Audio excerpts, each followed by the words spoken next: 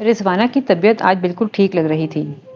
ایلیا ناشتہ لے کر امی کے پاس آئی تو ندرت مامی ان کے پاس بیٹھی تھیں۔ کھانا کھلا کر اس نے امی کو دوائیں وغیرہ دیں۔ اب وہ نارمل انداز میں وسیلہ کے پرابلم کو ڈسکس کر رہی تھیں اور تانیہ کی باتوں کو سننے کے بعد قدرے پر امید بھی لگ رہی تھیں۔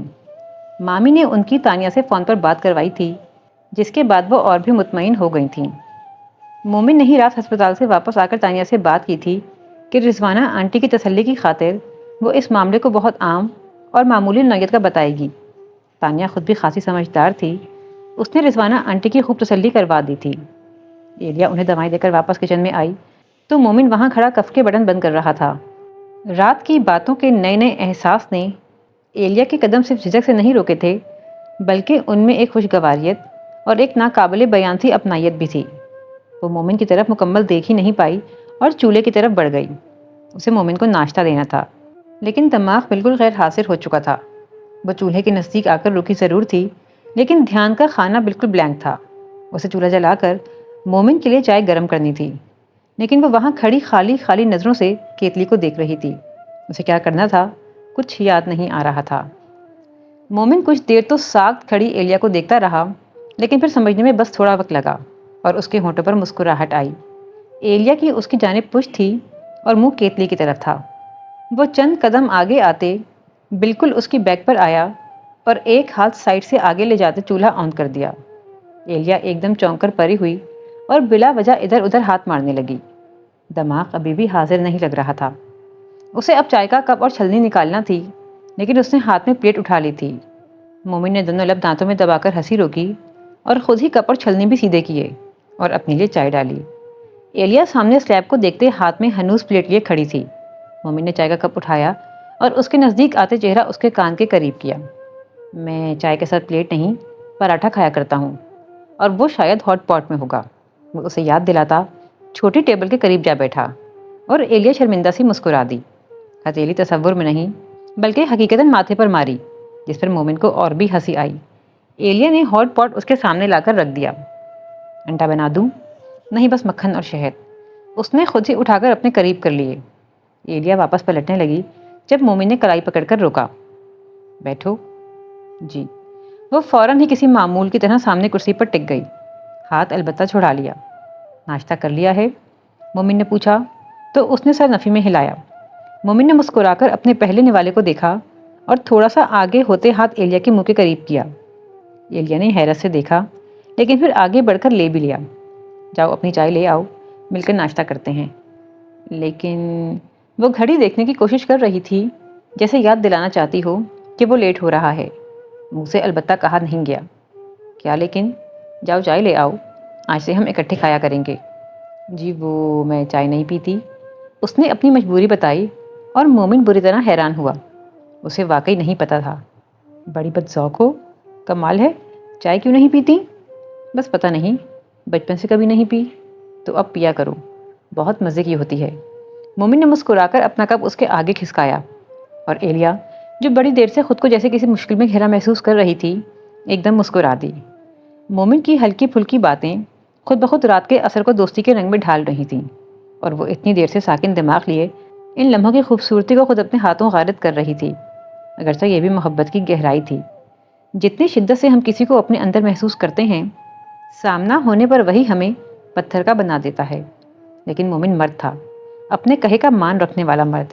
جو اس نے رات کہا، اگرچہ بنا سوچے بنا طے کیے ادا ہو گیا، لیکن اب جب کہ اظہار ہو چکا تو کیسے ممکن تھا کہ وہ دوبارہ اسی مقام پر جا ٹھہرتا۔ ایلیا نے چائے کا کپ ہاتھ میں لے کر ایک گرم گھونٹ لیا اور کپ واپس رکھتے مومن کی طرف دیکھا۔ جی واقعی بہت اچھی ہے۔ وہ اسے مسکرا کر دیکھتے کپ اٹھا کر منہ سے لگانے لگا، لیکن ایلیا نے فوراً ہاتھ بڑھا کر روک دیا۔ میں آپ کے لیے اور لاتی ہوں، یہ تو جھوٹی ہو گئی۔ یہ جھوٹا سچا مجھے نہیں سمجھاؤ، یہی ٹھیک ہے۔ وہ مسکرا کر اپنے ناشتے میں مصروف ہو گیا اور ایلیا بس محبت سے دیکھ کر رہ گئی۔ اس دن کے بارے میں اس نے آخر کب سوچا تھا؟ مومن نے آفس سے نکل کر منصب سے رابطہ کیا تو پتہ چلا کہ وہ ڈیوٹی سے فارغ ہو کر اپنے گھر پہنچ چکا ہے۔ منصب نے اسے بھی وہیں بلا لیا۔ مومن آفس سے سیدھا منصب کے گھر آ گیا۔ کیسی طبیعت ہے امی کی؟ منصب نے آواز شاید رمشا کی وجہ سے نیچی رکھی۔ مومن نے ایک نظر کچن کی طرف دیکھا، پھر منصب کو۔ سسٹر کو نہیں بتایا؟ ابھی کسی کو نہیں بتایا، بڑی بہن تھانہ سے آ جائے تو پھر؟ کیسا لگتا ہے منصب؟ یہ سب بہت ناقابل یقین ہے۔ درد ہوتا ہے۔ منصب نے بے ساختہ آہ بھری تھی۔ مومن چونک سا گیا۔ خود کو وسیلہ کا مجرم سمجھتا ہوں۔ نہیں، میں تمہارے معاملے کی بات کر رہا ہوں۔ مومن کچھ الجھ سا گیا۔ منصب اسے دیکھ کر ہنس دیا۔ میں بھی اسی معاملے کی بات کر رہا ہوں۔ رشتوں ناتوں کی یہ انقلابی تبدیلی اپنی جگہ مومن، لیکن درد اس بات کا ہے کہ اگر مجھے اس وقت اس بات کا علم ہو گیا ہوتا تو میں ارحم کے طعنوں اور اس کی دھمکیوں میں تو نہ آتا، اور نہ ہی وسیلہ اس حال کو پہنچتی۔ دادی کے عمل کے پیچھے ان کے ڈر اور ان کے خوف تھے، اس لیے انہیں تو الزام نہیں دے سکتا، لیکن قدرت سے بھی کیا شکوہ کروں۔ فی الحال یہ سب مت سوچو منصب، اور پیچھے مڑ کر دیکھنے کا فائدہ بھی کیا ہے۔ فی الحال ہمیں وسیلہ کی صحت پر فوکس کرنا ہے۔ کیسی طبیعت ہے اس کی؟ منصب نے بھی اپنا دھیان پچھلی باتوں سے ہٹایا۔ یار تم سے آج بہت کچھ ڈسکس کرنا ہے۔ سب سے پہلی بات یہ کہ ڈاکٹر تانیہ سے کب اور کیسے ملاقات ہو سکتی ہے؟ تانیہ یہاں سے تیسرے ڈور پر رہتی ہے۔ میں ابھی کال کر کے پتہ کر لیتا ہوں، اگر وہ فری ہے تو یہیں ملنے آ جائے گی۔ Okay, good. دراصل میں آج انہیں بطور ایک سائیکیٹرسٹ کے وسیلہ کے لیے ہائر کرنا چاہتا ہوں، اور ان کی فیس وغیرہ، ان کے وزٹ وغیرہ کے متعلق ضرور پوچھو، لیکن فیس کی بات وہ نہیں سنے گی۔ منصب ذرا سا مسکرایا تو مومن کو حیرت ہوئی۔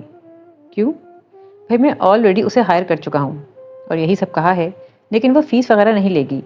ایکچولی بات یہ ہے مومن کہ تانیہ نے ایک حادثے کی وجہ سے اپنا کلینک اور کام دونوں چھوڑ دیے تھے۔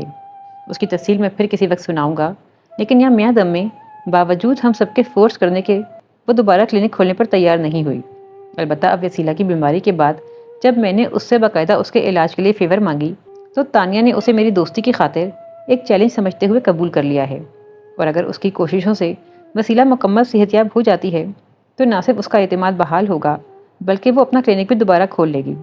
لیکن شرط یہی ہے کہ وہ اپنے چیلنج کی راہ میں 1 روپیہ بھی وصول کرنے کو تیار نہیں۔ مجھے یقین ہے کہ تانیہ اپنے مقصد میں ضرور کامیاب ہوگی، اور ہم بھی اس کے ساتھ ہیں۔ انشاءاللہ ایسا ہی ہوگا۔ اور ہاں، تم کیا کہہ رہے تھے کہ بہت کچھ ڈسکس کرنا ہے؟ یار سب سے بڑی پرابلم تو وسیلہ کا گھر کی خواتین کے ساتھ رویے کا ہے۔ میں گھر پر نہ ہوں تو ان کے لیے مینیج کرنا بہت مشکل ہو جاتا ہے۔ پھپھو الگ پریشان رہتی ہیں، اور دوسرا مسئلہ گھر میں جگہ کی کمی کا پیش آ رہا ہے۔ اس کے لیے تو خیر میں نے کامران سے بات کر لی ہے۔ ہم نے پھپھو کے اکیلے پن کی وجہ سے گھر کرائے پر چڑھایا تھا۔ کامران کے لیے اب میں کسی دوسری جگہ گھر دیکھ رہا ہوں، وہ بھی ہماری مجبوری سمجھ رہا ہے۔ صحیح کر رہے ہو مومن، اور وسیلہ کا اپنے گھر جانا اس لیے بھی بہت ضروری ہے کہ اگر اسے پرانی باتیں کچھ یاد ہیں تو اپنے گھر، اپنے کمرے میں واپس جانا بہت مددگار ثابت ہوگا۔ لیکن مسئلہ یہ ہے کہ وہاں سے پھپھو اور وسیلہ ہوں گی، اور پھپھو سے تو وہ ڈرتی اور چھپتی ہے، اور ہرگز ان کے ساتھ رہنے کو تیار نہیں۔ منصب نے بھی لب بھینچے۔ ایلیا اور مامی کا جانا بھی کسی کام کا نہیں، وہ انہیں بھی پسند نہیں کرتی۔ وہ اپنے آپ میں بڑبڑایا تھا۔ تم گھر آ جاؤ منصب، مومن نے ایک دم ہی کہہ دیا تو منصب نے چونک کر سر اٹھایا۔ میں؟ وہ حیرت زدہ تھا۔ کیا یہ اتنا آسان ہے مومن؟ آسان یا مشکل مجھے نہیں پتا منصب، لیکن یہ ضروری بہت ہے۔ تم سمجھ نہیں رہے مومن۔ اس نے بے چینی سے جگہ بدلی۔ امی اور باقی گھر والے اس حقیقت کو مان بھی جائیں کہ میں اس گھر کا فرد ہوں تو ہم باقی دنیا کو کیسے یقین دلائیں گے؟ اور کون مانے گا اتنا بڑا سچ جو دنیا کے نزدیک معلوم نہیں سچ ہے بھی یا نہیں؟ پلیز منصب، اس وقت صرف وسیلہ کے متعلق سوچو۔ میرے پاس اس وقت میرے علاوہ کوئی نہیں ہے جسے وہ اپنا سمجھے، اور مجھے صرف تمہاری نہیں رمشا کی بھی ضرورت ہے۔ تمہیں اس نے اگر سے پہچانا تھا تو رمشا اور تانیہ کو اس نے اپنی نئی دوست سمجھا ہے۔ وہ مجھ سے کئی بار ان دونوں کے متعلق پوچھ چکی ہے۔ ایسے میں اگر تم گھر آ جاؤ تو رمشا مستقل اس کے پاس آ جائے گی۔ پھر تم خود سوچو، وہ رمشا کا خون اس کی سگی بہن ہے۔ تم دور رہ کر رمشا پر بھی کیوں ظلم کر رہے ہو؟ کیونکہ ہماری زندگی آپ سب سے دور رہتے گزری ہے۔ منصب بے ساختہ کچھ تلخ ہوا، پھر خود ہی سر جھٹک کر ہاتھ تھکے تھکے انداز میں اپنی گود میں گرائے۔ میں صرف وسیلہ کی نہیں، ارحم اور حویلی والوں کے بارے میں بھی سوچ رہا ہوں مومن۔ وہاں بھی کوئی نہیں جانتا کہ رشتوں کی نوعیت بدل چکی ہے، اور اگر جان جائیں تو یقین مرتے دم تک نہیں کریں گے۔ ایسے میں ارحم کی بیوی کے ساتھ میرا ایک ہی گھر میں رہنا۔ اس نے سوالیہ مومن کی طرف دیکھا تو اس نے بھی ایک گہرا سانس کھینچا۔ بات تمہاری ٹھیک ہے منصب، لیکن سب سے پہلے میرا تمہیں مشورہ ہے کہ تم حویلی والوں کے پریشر سے باہر نکل آؤ، اور وہ اس لیے کہ تم حویلی کے مالکوں میں سے ایک ہو، اور تمہیں یہ بات روزانہ کے حساب سے خود کو یاد دلانی ہوگی، اور جہاں تک کسی کو یقین دلانے کی بات ہے تو سب سے پہلی بات یہ کہ دادی حیات ہیں اور وہ خود کافی ہیں۔ دوسرے یہ کہ سچ بہرحال ایک ورث رکھتا ہے، اس کی حقیقت کو کوئی لاکھ جھٹلائے وہ اپنی جگہ پر قائم رہتا ہے۔ اس لیے میرا تمہیں مشورہ ہے کہ سب سے پہلے رمشا کو یہ سچ بتاؤ اور اس کے بعد تانیہ کو بتا کر اس سے صلاح مانگو۔ وہ یقیناً ایک بہت اچھی مشیر ہے۔ اور ہاں، پھپھو کا گھر 2-3 دنوں میں فارغ ہو جائے گا۔ میں تانیہ سے مشورے کے بعد ان کو وہاں شفٹ کرنا چاہتا ہوں۔ تم کسی وقت تانیہ کو گھر لے آنا، میں اور ایلیا اس سے سیٹنگ وغیرہ کے متعلق ڈسکس کرنا چاہتے ہیں۔ میرا مطلب ہے کہ پرانا ماحول پیدا کرنا واقعی کچھ ہیلپ کرے گا یا ہمیں کچھ اور سوچنا چاہیے۔ اوکے، میں تانیہ کو جلد ہی آپ کے ہاں لے آتا ہوں۔ اور وہ ذرا دیر کو رک کر مسکرایا۔ بڑے بھائی کے باقی مشوروں پر بھی عمل کرنے کی کوشش کروں گا۔ جی، یہ بہت ضروری ہے۔ مومن نے مصافحہ کرتے گرم جوشی سے اس کا ہاتھ دبایا اور جانے کی اجازت لی۔ پھپھو کی طبیعت کیسی ہے؟ اس نے گھڑی سائڈ ٹیبل پر رکھتے امی کو دیکھا۔ انداز کچھ تھکا تھکا سا تھا۔ گھر آتے ہی 3 مریضوں کا حال پوچھنا پڑتا تھا اور اعصابی طور پر مومن خود کو بہت ڈھیلا محسوس کرنے لگا تھا۔ روزانہ کا حال اگر آج کل وہ منصب سے شیئر نہ کر رہا ہوتا تو حالت شاید کچھ اور دگرگوں ہوتی۔ کھانا وہ منصب کے گھر سے کھا کر آیا تھا اور اب چائے پی کر پہلے کچھ دیر ابو کے پاس بیٹھ کر ان کی طبیعت کا پوچھا تھا۔ اسلام آباد سے واپسی پر دواؤں اور تھیراپی کی وجہ سے ان کی حالت بہت بہتری کی طرف مائل تھی۔ اب وہ باتیں کرنے کے دوران اٹکتے بہت کم تھے۔ 4-5 لفظ بڑی روانی سے بول جاتے تھے۔ ہاتھ بھی اب 1 فٹ اوپر تک اٹھا لیتے تھے۔ انگلیوں کے اشارے پہلے کی نسبت زیادہ پختہ ہو گئے تھے اور سب سے اچھی بات یہ تھی کہ اب ان کی گردن ایک سائڈ کو ڈھلکی نہ رہتی تھی۔ گردن کا تناؤ 90% واپس آ چکا تھا۔ وہ خود بھی اپنی طبیعت اور اپنے نئے علاج سے بہت مطمئن تھے اور اب وہ مومن اور ندرت کی مدد سے لان میں چہل قدمی بھی شروع کر چکے تھے۔ ان کے ڈاکٹر کا کہنا تھا کہ چند ماہ کے اندر وہ مکمل فٹ اور تندرست محسوس کریں گے۔ دوسرا نمبر رضوانہ پھپھو کا ہوتا، وہ ان کے پاس بیٹھ کر انہیں وسیلہ کے متعلق اچھی خبریں سناتا۔ آج کل وہ بھی اس بات سے خوش تھیں کہ وہ اپنے گھر میں واپس شفٹ ہونے والی تھیں۔ اس کے بعد وہ وسیلہ کے پاس بیٹھتا، لیکن وسیلہ سے صرف اس کی طبیعت کے متعلق بات ہوتی۔ تانیہ آج کل پورے انہماک سے ذہنی امراض کی اسٹڈی کر رہی تھی۔ وسیلہ کی چوٹ کے متعلق اسے پورا یقین تھا کہ وہ جلد کسی نتیجے پر پہنچ کر مشورہ دے گی کہ ایسے پیشنٹ کے ساتھ کس طرح ڈیل کرنا چاہیے۔ اور چوتھا آج کا اہم کام کامران کے پاس جانا تھا۔ وہ لوگ اگلے روز گھر چھوڑ رہے تھے۔ مومن کو اسی سلسلے میں کچھ ضروری باتیں کرنی تھیں۔ وہ پھپھو کی طبیعت پوچھ کر کمرے سے باہر نکلا تو ایلیا چائے لیے سامنے آ گئی۔ دن بھر کے بعد وہ اسے اب دکھائی دی تھی۔ گہرے مونگیا کلر میں وہ کوئی ساحرہ لگ رہی تھی۔ وہ زیادہ نہ سوچتے نظر چرا کر پھپھو کے کمرے میں آ گیا۔ ایلیا بھی ٹرے لیے وہیں آ گئی۔ ندرت مامی بھی اس کی امی کے ساتھ بیٹھی تھیں۔ ٹرے میں 3 کپ تھے، اس نے سامنے میز پر رکھ دیے۔ آبی اور ریبا وہیں میٹرس پہ بیٹھے بلاک سے کھیل رہے تھے۔ وہ چائے رکھ کر ان کے پاس جا بیٹھی۔ وسیلہ کی چائے؟ ندرت مامی نے سوالیہ نظروں سے ایلیا کو دیکھا۔ آپی نے کھانا لیٹ کھایا ہے مامی، اور ابھی میں گئی تو وہ سو رہی تھیں۔ جب جاگیں گی تو بنا دوں گی۔ اور تم؟ انہوں نے معلوم نہیں کیا پوچھا تھا۔ مومن نے امی کے سوال پر ایک نظر یوں ہی ایلیا کو دیکھا، لیکن اس نے بنا کوئی جواب دیے سر جھکا لیا۔ یہ تو چائے نہیں پیتی، امی نے ندرت کو یاد دلایا۔ وہ یہی سمجھی کہ ندرت اسے چائے کا پوچھ رہی ہیں۔ نہیں، میں کھانے کا کہہ رہی ہوں۔ اس نے ہم سب کو کھانا دیا لیکن خود نہیں کھایا تھا۔ کیوں؟ ایلیا کھانا کیوں نہیں کھایا؟ رضوانہ بھی اسے تشویش سے دیکھنے لگی، جبکہ وہ بری طرح نروس ہو گئی۔ وہ ہرگز نہیں چاہتی تھی کہ اس موضوع پر بولا جائے، اور مومن نے اس بات کو شدت سے محسوس کیا کہ وہ کھانے کی موضوع سے گریز کر رہی تھی۔ وجہ البتہ اس کی سمجھ میں نہیں آ سکی۔ کیا بات ہے؟ کھانا کیوں نہیں کھایا؟ ایلیا جو ہی اپنے کمرے میں گئی، وہ بہانہ کر کے اٹھتے فوراً اس کے پیچھے آیا، لیکن جواباً ایلیا نے بنا کچھ کہے خاموشی سے ایک نظر اسے دیکھا، جس پر مومن مزید چونکا۔ ایلیا کی نظر کچھ کہتی، کچھ جتاتی ہوئی سی لگی، جیسے کہتی ہو کہ خود یاد کریں، لیکن کیا؟ وہ کچھ دیر سوچنے کے بعد بھی سمجھ نہیں پایا۔ ارے یار بتاؤ نا، کیا وجہ ہے؟ وہ پھر اس کے سامنے آ گیا۔ صبح آپ نے کیا کہا تھا؟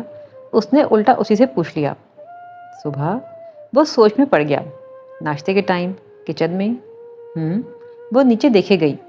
پتہ نہیں، صبح تو بہت ساری باتیں ہوئی تھیں۔ آپ نے کہا تھا کہ آئندہ ہم ایک ساتھ کھانا کھائیں گے۔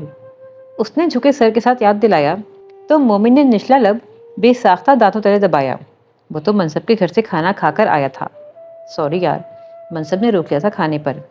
اور آپ کو یاد بھی تو نہیں تھی اپنی بات؟ وہ شکوہ کر کے پلٹ گئی۔ کیسے یاد ہوگی؟ ابھی آج پہلا ناشتہ ہی تو کیا ہے ایک ساتھ، عادت بناؤ گی تو بھولے گی ہی نہیں۔ جی، وہ سعادت مندی دکھاتے فوراً تائید کرنے لگی۔ مومن نے کچھ دیر اس کی بیتوکی مصروفیت کو دیکھا، پھر آگے بڑھ کر اسے کندھوں سے اونچا کرتے اپنے سامنے سیدھا کھڑا کیا۔ اتنا کنسرن دکھا کر میرے چین آرام کے دشمن نہ بنو۔ جی؟ وہ حیرت سے دیکھنے لگی۔ جملہ بالکل سمجھ میں نہیں آیا۔ ابھی میں بہت الجھا ہوا ہوں، چاہوں بھی تو اپنی خواہشات کے لیے وقت نکالنا ممکن نہیں۔ وہ کیا کہتے ہیں، ابھی کچھ دن لگیں گے خواب کو تعبیر ہونے میں۔ وہ مسکرایا۔ میرے ساتھ ایسا ہی کچھ ہے۔ کتنی باتیں، کتنے انکشافات ہیں جو صرف تم سے شیئر کرنے ہیں، لیکن یہ سارا حسن فرصت مانگتا ہے جو ابھی میرے ذہن و دل کو بھی حاصل نہیں۔ جانتی ہو ایلیا، وہ اس کے ماتھے پر آئے بالوں کو انگلی سے ہٹانے لگا، ان سب میں ایک بات ایسی ہے جو تمہیں حیران کر دے گی اور جسے بتانے کے لیے میں بہت بےتاب ہوں، لیکن کاش وہ وقت قدرت مجھے جلد نصیب کر دے۔ جی مجھے اندازہ ہے، اور میں چاہتی ہوں کہ آپ کی ہر پریشانی کو بانٹ لوں۔ بانٹ ہی تو رہی ہو میری جان، پہلے دن سے۔ اور کون ہے جس نے میرے بوجھ اپنے سر لیے ہیں؟ بوجھ کیسے؟ وہ اسے دیکھنے لگی۔ میری اولاد، میری فیملی؟ نہ۔ ایلیا نے بے ساختہ انگلیاں اس کے لبوں پہ رکھ کر ٹوکا۔ نہ بچوں کو بوجھ سمجھتے ہیں، نہ فیملی کو۔ اللہ پاک ناراض ہوگا۔ پھر میں بچوں کے لیے اور آپ کی فیملی کے لیے پرائی تو نہیں تھی کہ… بات اس کے منہ میں رہ گئی اور مومن نے اسے ہلکا سا اپنی طرف کھینچا۔ اور مومن، وہ کیا ہے تمہارا؟ ابھی نہیں۔ وہ مسکرائی تو ہونٹوں پر شرمیلی لیکن شرارتی سی ہنسی بھی تھی۔ وہ بھی تبھی بتاؤں گی، کیونکہ… وہ ذرا سا رکی۔ حیران کرنے کے لیے میرے پاس بھی بہت کچھ ہے۔ اچھا؟ وہ گہری نظر سے دیکھنے لگا۔ پھر تو اس خوبصورت وقت کو قریب لانے کے لیے محنت بھی ڈبل کرنی پڑے گی۔ تو کیا اسی لیے آپ نے عروبہ کو بلا بھیجا ہے؟ ایک دم خفا ہوتے اس سے دور ہٹ گئی، جبکہ مومن نے وہیں رک کر اس نئی اچھوتی بات کو سوچا۔ اس نے امی سے کہا تھا کہ کل صبح کامران وغیرہ گھر فارغ کر دیں گے، پھر عروبہ بچوں کو سنبھال لے گی اور ایلیا اور فیروزہ مل کر گھر کو صاف کر لیں گی۔ اب لگتا تھا امی نے یہی بات ایلیا کو بتائی تھی، لیکن یہ ایلیا… اس نے باہر جاتے ایلیا کو دروازے میں روکا۔ ارے لڑکی، تم عروبہ سے جیلس ہوتی ہو؟ ہاں، وہ لوگ مجھے پسند نہیں کرتے۔ تو میں کیا جیلس بھی نہیں ہو سکتی؟ وہ سر جھکائے کھڑی تھی۔ یہ کس نے کہا؟ وہ اب حیران تھا۔ اور کس نے؟ آپ کی خالہ ہر بار کچھ نہ کچھ کہہ جاتی ہیں۔ اس روز کہنے لگیں، تمہیں بچے پالنا تو آتا نہیں تھا؟ صاف لگ رہا ہے مقصد کچھ اور تھا۔ خالہ نے ایسا کہا؟ اسے یقین نہیں آیا۔ ایلیا نے تبصرہ نہیں کیا اور چپ کھڑی رہی۔ اچھا کہنے دو، جب میں مطمئن ہوں ہمارے بچوں کی طرف سے، تو وہ کون ہے فکرے لگانے والی؟ جی بس میں یہ چاہتی ہوں کہ وہ مہمان بن کر جب دل چاہے یہاں آئیں، لیکن آپ گھر کے معاملات میں کوئی احسان نہ لیا کریں۔ میں اور فیروزہ سب کچھ کر لیں گے۔ بچوں کو سنبھالنے کے لیے امی اور مامی ہیں نا؟ ٹھیک ہے زوجہ محترمہ، لیکن جب تک آپ سمجھائیں گی نہیں مجھے کیسے پتہ چلے گا؟ اگر آپ مجھ سے بات کرتے تو میں رمشا کا نام لیتی۔ وہ اتنی نائس، اتنی کوآپریٹو ہے کہ کہتی تم بچوں کا خیال رکھو، میں اور فیروزہ گھر صاف کر لیتے ہیں۔ ہاں واقعی، یہ خیال تو مجھے آیا ہی نہیں۔ بس تو آپ آئندہ میرے مشوروں پر ہی چلا کریں۔ وہ شرارت سے مسکرائی۔ جی اچھا جناب۔ وہ ہلکا سا جھکا اور ایلیا بڑے دل سے ہنستی ہوئی باہر نکل گئی۔ یہ بندہ تو کتنا اچھا ہو گیا تھا، سڑو بھی نہیں لگتا تھا۔ غصہ اور اکڑ بھی اب کہاں رہے تھے۔ ہلاکو تو سچ مچ مومن بن گیا تھا۔ وہ کھلکھلاتی ہوئی کچن میں داخل ہو گئی۔ کیا حال ہے وسیلہ؟ طبیعت کیسی ہے؟ تانیہ نے کلچ پلنگ کے کنارے پر رکھا اور آگے بڑھ کر وسیلہ سے مصافحہ کیا۔ آج وہ 2 دن بعد یہاں آئی تھی، وہ بھی ایک خاص مقصد کے تحت، بہت اچھی طرح کچھ پلان کر کے اور باقیوں سے مشورہ کر کے۔ منصب اور مومن کے ساتھ اس کی لمبی نشست ہوئی تھی، جس میں وسیلہ کے متعلق بہت کچھ ڈسکس اور طے کیا گیا تھا۔ تانیہ اب ڈاکٹر تانیہ کی حیثیت سے وسیلہ کا باقاعدہ علاج شروع کرنے والی تھی، اور آج جب رمشا یہاں آنے والی تھی تو وہ بھی اس کے ساتھ آ گئی تھی۔ مومن سے پتہ چلا کہ رضوانہ آنٹی کا گھر کرایہ داروں سے خالی کرا لیا گیا ہے، اور ان دنوں ایلیا وہاں کی کلیننگ اور سیٹنگ کر رہی تھی۔ تانیہ سے جب مشورہ کیا گیا تو اس نے یہی کہا کہ وسیلہ کی یہاں سے رخصتی کے وقت جیسی گھر کی ڈیکوریشن اور سیٹنگ تھی بالکل وہی رکھی جائے، کیونکہ نہیں کہہ سکتے کہ کب کون سی بات وسیلہ کے دماغ کو ایسے چھو جائے کہ اسے پرانی ہر بات یاد آ جائے۔ اور یہی ڈسکشن کے دوران تانیہ کے دماغ میں وہ اچھوتا آئیڈیا آیا تھا جس پر وہ ابھی وسیلہ سے بات کرنے والی تھی۔ رمشا ایلیا کی طرف چلی گئی تھی اور وہ وسیلہ سے ملنے اس کے کمرے میں آ گئی تھی۔ آپ؟ وہ اسے کچھ ایسی نظروں سے دیکھ رہی تھی جسے دماغ پر زور دے رہی ہو۔ میں تانیہ، آپ کو بتایا تھا نا ہم یہیں پاس میں نئے آئے ہیں۔ جی جی، اور وہ ایک دوسری لڑکی بھی تو تھی۔ وسیلہ یاد دلائے جانے پر شرمندہ ہو گئی۔ جی، اس کا نام رمشا ہے، وہ بھی آئی ہے۔ اور آپ سنائیں؟ زخم تو ماشاءاللہ بالکل ٹھیک لگ رہا ہے۔ وسیلہ نے اس کے سر کی طرف دیکھا۔ ڈاکٹر نے اب ڈریسنگ بند کر دی تھی۔ اس کے حساب سے اب چوٹ والی جگہ کو اوپن رکھنا زیادہ بہتر ہے۔ اور سنائیں، وہ مومن بھائی آتے رہتے ہیں؟ تانیہ نے محتاط قسم کا آغاز لیا۔ اسے اب وسیلہ کو زیادہ سے زیادہ بولنے کا موقع دینا تھا تاکہ پتہ چلے کہ وہ اندر ہی اندر کیا سوچتی رہتی ہے اور کیسا محسوس کرتی ہے۔ یہ دیکھنا بھی بہت ضروری تھا کہ آیا اس کی کیفیت اب تک وہی ایک سی ہے یا ہر بدلتے دن کے ساتھ مختلف ہوتی رہتی ہے۔ جی بس ان کا وہی ہے۔ وسیلہ نے عجیب ناگواری کا منہ بنایا۔ آتے تو ہیں لیکن مجھے یہاں سے نکالنے کی بات نہیں کرتے۔ نہیں وسیلہ، ایسی بات نہیں ہے، بس مجبوریاں ہوتی ہیں۔ ویسے میں آپ کو یہ بتانے آئی ہوں کہ کل میں اور رمشا میادم جا رہی ہیں، تو ہم کوشش کریں گے کہ آپ کو بھی یہاں سے نکال لے جائیں۔ اچھا، سچ؟ وسیلہ ایک دم پلنگ سے اٹھ گئی۔ ایسا ہو سکتا ہے تانیہ؟ آپ دعا کریں وسیلہ کہ ہم اپنے مشن میں کامیاب ہو جائیں۔ آپ بس تیار رہنا۔ تانیہ نے سوچی سمجھی اسکیم کے تحت وسیلہ کو اپنا پلان بتایا اور وسیلہ کی آنکھیں چمک اٹھیں۔ میں بہت خوش ہوں تانیہ، اور میں آپ کو اپنی امی اور بہنوں سے ملواؤں گی۔ وہ ذرا سا رکی، آپ وہاں مجھ سے ملنے آئیں گی نا؟ ہاں بالکل، ضرور آؤں گی۔ آپ کی امی اور بہنوں سے ملنے کا مجھے بھی بہت شوق ہو رہا ہے۔ کیا نام ہے آپ کی امی اور بہنوں کے؟ تانیہ نے بنا سوچے سمجھے یوں ہی پوچھ لیا۔ ہاں امی، وہ کچھ کہتے کہتے رک گئی۔ مجھے آتا تو ہے۔ اس نے جیسے وقت مانگا اور سوچنے بھی لگی، لیکن ذہن پہ زور دینا جیسے تکلیف دہ ثابت ہو رہا تھا۔ اس نے تانیہ کی طرف دیکھا تو چہرے پر مایوسی پھیلی ہوئی تھی۔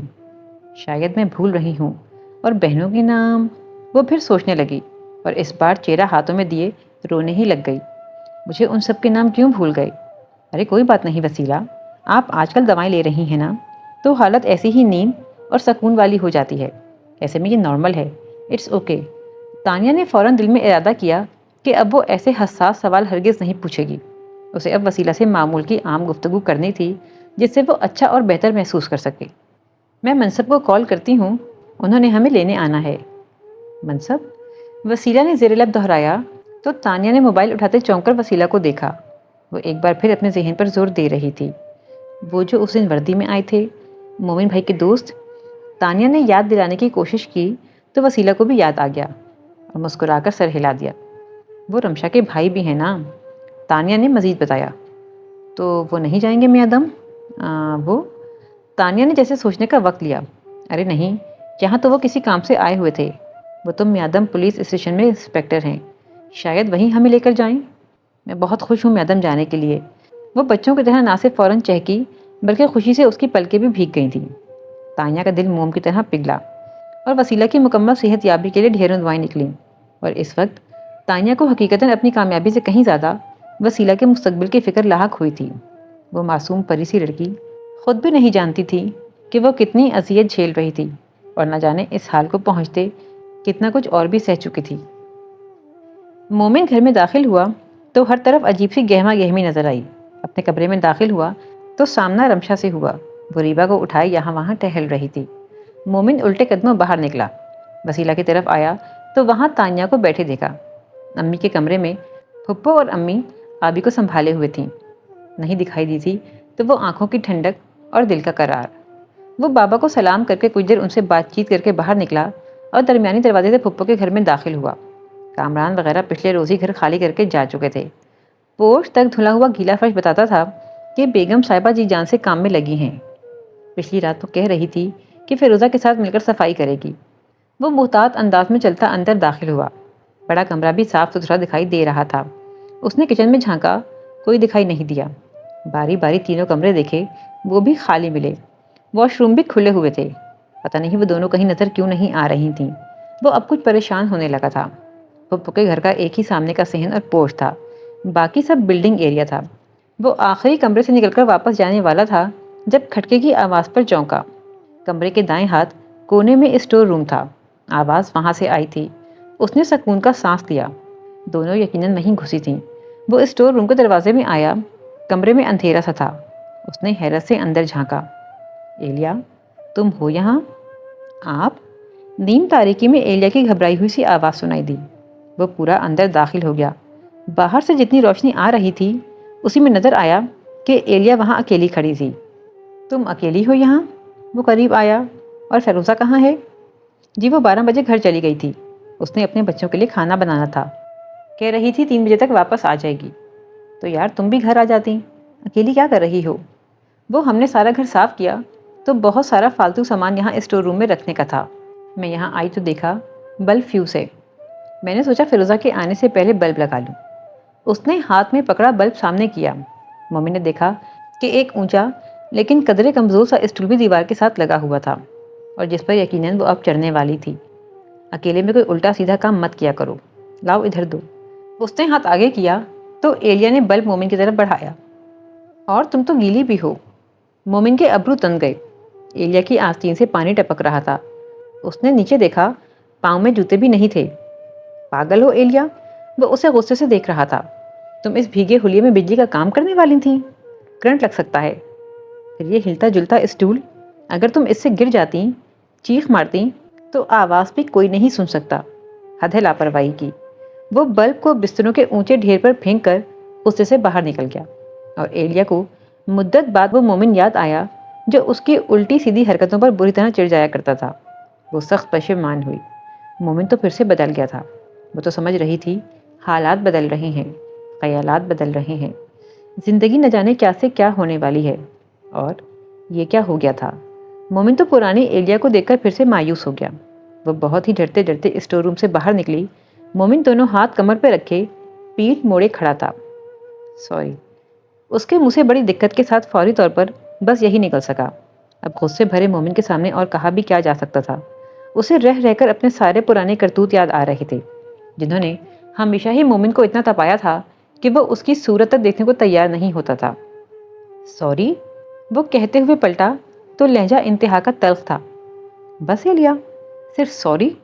وہ اس کا بازو کھینچ کر سامنے کھڑا کرتے اس کی آنکھوں میں دیکھ رہا تھا۔ تمہیں کچھ ہو جاتا تو اس سوری کی نوبت بھی نہ آتی، اور میرے بارے میں سوچو، کیا میں تمہیں کچھ ہوتا ہوا دیکھ سکتا ہوں؟ کیا اب میں کوئی نقصان افورڈ کر سکتا ہوں؟ اینٹ پتھر یا لوہے کا سمجھ رکھا ہے کیا؟ اس نے ایلیا کا بازو جھٹکا۔ کب تک برداشت کروں، اور کیا کیا برداشت کروں؟ پلیز مومن، معاف کر دیں، میں آئندہ… وہ رو دینے کو ہو گئی۔ آئندہ ایسا کچھ نہیں ہونا چاہیے ایلیا۔ وہ اسے قہر بھری نظروں سے دیکھ رہا تھا۔ ہمارے حالات پہ غور کرو اور ذرا میری حالت کا اندازہ لگاؤ۔ میری سمجھ میں نہیں آتا کہ میں بابا کو، پھپھو کو، وسیلہ کو کیسے چٹکی بجاتے پہلے جیسا کر دوں۔ حل ڈھونڈنے بیٹھتا ہوں تو مجبوریاں اور رکاوٹیں پہاڑ جیسی سامنے آ کھڑی ہوتی ہیں۔ ایسے میں بس بچے، امی اور تم ہو جنہیں دیکھ کر لفظ سکون سے پہچان ہوتی ہے۔ میری مشکلیں مزید مت بڑھاؤ۔ سچ میں یہ اتنی بڑی بات نہیں تھی، آپ بلا وجہ… وہ اپنی طرف سے شاید تسلی دینا چاہتی تھی، لیکن مومن نے اسے کھینچ کر اپنے مقابل کھڑا کیا، یوں کہ آنکھوں میں اور چہرے پر ابھی تک درستگی تھی۔ بلا وجہ نہیں ایلیا، میرا یہ غصہ، یہ وہم بلا وجہ نہیں ہے۔ ابھی پچھلے روز تمہیں بتایا تھا کہ میرے پاس کچھ ہے تمہیں حیران کرنے کے لیے۔ سوچا تھا وہ بات کسی بہت خوبصورت لمحے میں بتانے کی ہے، لیکن مجھے تو شاید موقع محل بھی راست نہیں آتا، تبھی آج ایسی سچویشن میں بتانا پڑ رہا ہے۔ اس نے ایک آہ بھری۔ تمہارے لیے میری پریشانی، میرے وہم اور یہ کنسرن جانتی ہو کیوں ہیں؟ وہ اس کی آنکھوں میں دیکھ رہا تھا۔ ایلیا کے لیے تو اور کہیں دیکھنے کی گنجائش ہی نہ تھی۔ تم سمجھتی ہو مومن کو محبت ہوئی ہے تم سے، ہے نا؟ اس نے تائید چاہی۔ غلط نہیں سمجھتی، یہ سچ ہے کہ مجھے محبت ہوئی ہے، لیکن تم یہ نہیں جانتی ایلیا کہ مومن احمد کو زندگی میں پہلی بار محبت ہوئی ہے۔ سن رہی ہو؟ پہلی بار۔ اس نے ایلیا کے دونوں کندھوں پر اپنے ہاتھوں کا دباؤ بڑھایا، اور وہ سن تو رہی تھی لیکن سمجھ واقعی نہیں پا رہی تھی، تبھی تو چہرے کا ایکسپریشن ہی نہیں بدلا۔ وہ اسے خالی خالی نظروں سے دیکھ رہی تھی۔ مومن نے بہت قریب سے کچھ دیر جی بھر کر اس کی شکل کو دیکھا، پھر بے ساختہ ہنس دیا۔ جاؤ ایلیا، اور اس بات پہ پوری رات لگا کر غور کرو، اسے سمجھو، اور جب لگے کہ ہضم ہو گئی ہے تب میں آگے کچھ بتاؤں گا۔ وہ جو خود اپنی کیفیت سے ہفتوں ہوئے بولایا بولایا پھر رہا تھا، آج ایک دم ہلکا پھلکا محسوس کرتے واپس پلٹ گیا، اور ایلیا اپنے کانوں میں کچھ نئی نئی دھنوں کی گھنٹیاں سی بجتی سننے لگی۔ مومن بالکل صحیح کہہ رہا ہے منصب، تمہیں اب وہاں رہنا چاہیے، تم چاہے سمجھو یا نہیں، لیکن رضوانہ آنٹی، تمہاری بہن، وہ گھر، سب کچھ اب تمہاری ذمہ داری ہیں۔ اور وسیلہ، منصب نے اپنی بھاری پلکوں کا بوجھ ہلکا سا اوپر اٹھایا۔ مانتی ہوں ذرا الجھی ہوئی سی صورتحال ہے، لیکن فی الحال تم مومن کی مشکلات پر غور کرو۔ وہ اس وقت بہت اکیلا پڑ رہا ہے، اسے تمہاری مدد کی ضرورت ہے۔ میمونہ کل آ رہی ہے نا، تو پہلے بہنوں کو بتاؤ اور پھر وہاں ہم سب مل کر بتاتے ہیں۔ اور دادی؟ منصب نے سوالیہ ایک نظر ہی دیکھا اور تانیہ اس کی بات کا مطلب سمجھ گئی۔ تو تمہیں لگتا ہے کہ ان کی موجودگی بھی ضروری ہے؟ صرف ضروری نہیں تانیہ، یہ ساری بات کہنی ہی انہیں چاہیے۔ ساری بحث اگر مگر لیکن ویکن اپنے آپ سمٹ جائیں گے۔ تو پھر کیا لگتا ہے یہ کیسے ممکن ہوگا؟ میں بہت دنوں سے اس سب پر سوچ رہا ہوں۔